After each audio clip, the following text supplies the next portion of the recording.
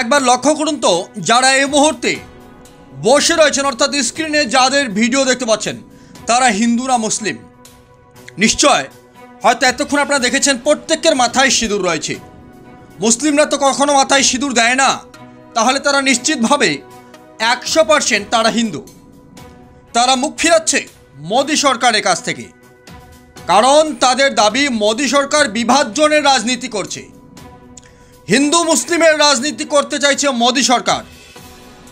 যারা 2014 সাল থেকে নরেন্দ্র মোদী সরকারকে কেন্দ্রে টিকিয়ে রেখেছেন তারা এবার মুখ ফিরাচ্ছে মোদী সরকারের কাছ থেকে।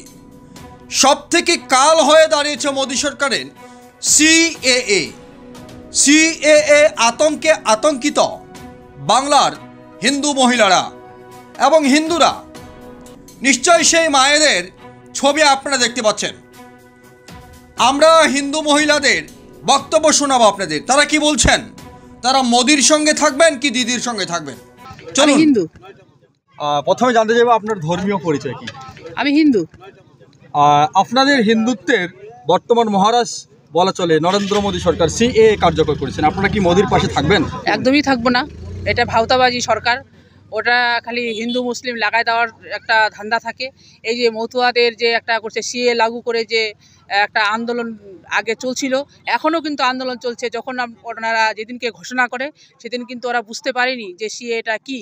উনি কাগজপত্র দেখে বুঝতে পারছে যে এর মধ্যে কি কি চাইছে, কারা বাংলাদেশে ছিল, কারা পাকিস্তানে ছিল, কারা আফগানিস্তানে ছিল, সেখানকার কাগজপত্র নিয়ে আসতে হবে, তাদের বার্থ সার্টিফিকেট লাগবে, সেই দেশের কাগজপত্র লাগবে। এগুলা যখন বুঝতে পারছে তখন কিন্তু সবাই সতর্ক হয়ে গেছে। এটা কিন্তু মোদির একটা ভাওতাবাজি। যেমন 2019-এ ছিল পুলওয়ামা, একটা এই 2024-এ এই একটা সিএ নিয়ে একটা ভাওতাবাজি বোঝানোর একটা ধান্দা করেছে। এই ধান্দা টিকবে না। আরেকটা বিষয়, তবে কি এই সিএএ এর কারণে মোদিকে বিদায় নিতে হবে দেশ থেকে? নিশ্চয়ই বিদায় নিতে হবে।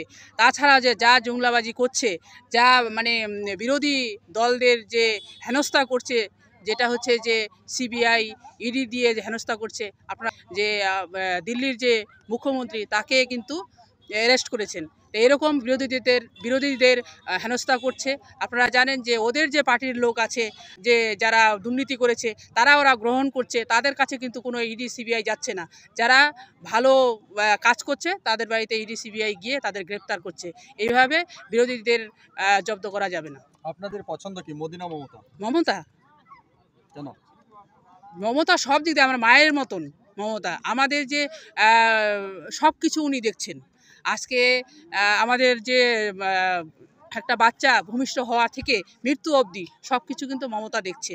তাছাড়াও এই যে স্বনির্ভর গোষ্ঠী মহিলারা যে কতটা স্বনির্ভর হবে, স্বনির্ভরের দলের মাধ্যমে অনেক প্রকল্প দিচ্ছে, অনেক কিছু ট্রেনিং করিয়ে আজকে আমাদের জানেন যে মাঝিয়ালিতে আজকে স্কুলের যে ড্রেসগুলো সেগুলোও কিন্তু আমাদের স্বনির্ভর গোষ্ঠীর যে মহিলারা তারাই তৈরি করে আজকে স্কুলে দেবে।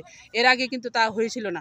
এখন লক্ষ্মী ভাণ্ডার আপনারা জানেন 1 বছরের মধ্যে কিন্তু ডাবল করে দিল। তো আমরা মুখ্যমন্ত্রীকে চাইবো না, আমরা মুখ্যমন্ত্রীকেই চাইবো।